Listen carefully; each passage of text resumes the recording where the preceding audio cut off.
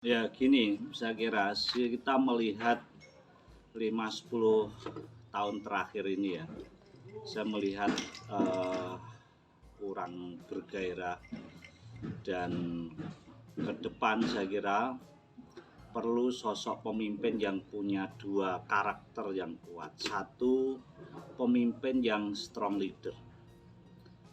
Itu orang yang bisa menggerakkan, orang yang bisa menginspirasi masyarakatnya, menginspirasi para pegawai negeri di Sragen, perangkat-perangkat sampai desa, dan tidak sekedar menginspirasi, mesti bisa menggerakkan.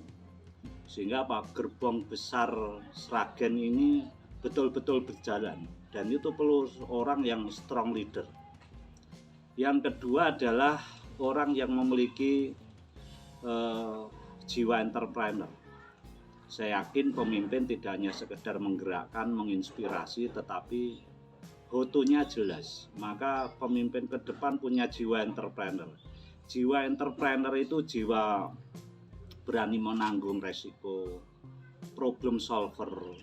Yang pasti jiwa entrepreneur itu orang-orang yang memiliki jiwa inovatif, melihat potensi Sragen apa yang bisa dikembangkan, melihat kemiskinan di Sragen apa solusinya.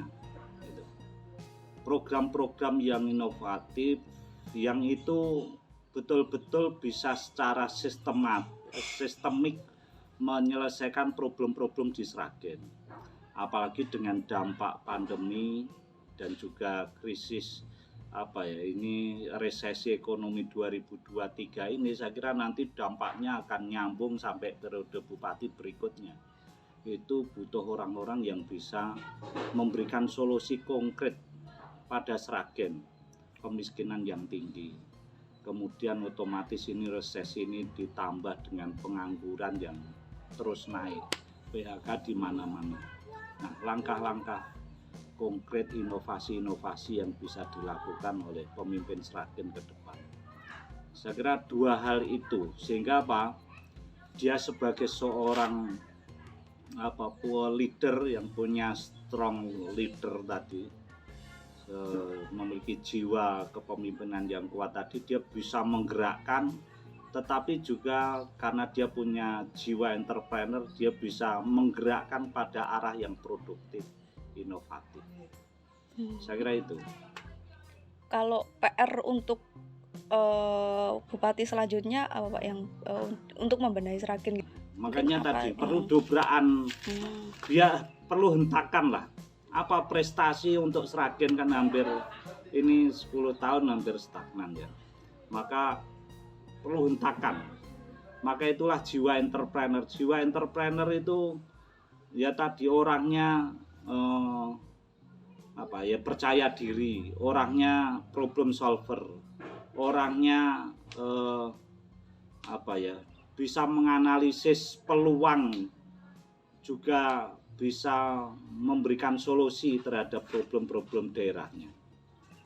Maka yang solusi yang terberat tadi yang saya sampaikan, tingkat kemiskinan yang tinggi diiringi dampak COVID dan resesi ini, pengangguran yang tinggi, itu harus ada solusi konkret. Selain gini, yang menjadi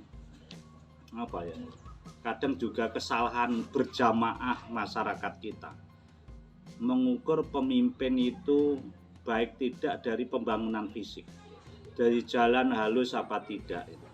Padahal urusan membangun fisik, membangun jalan halus apa tidak, itu hanya urusan uang. Kalau punya uang mesti bisa. Tetapi membangun SDM, membangun sistem ini tidak hanya urusan uang. Ini perlu orang yang punya daya inovasi yang bagus.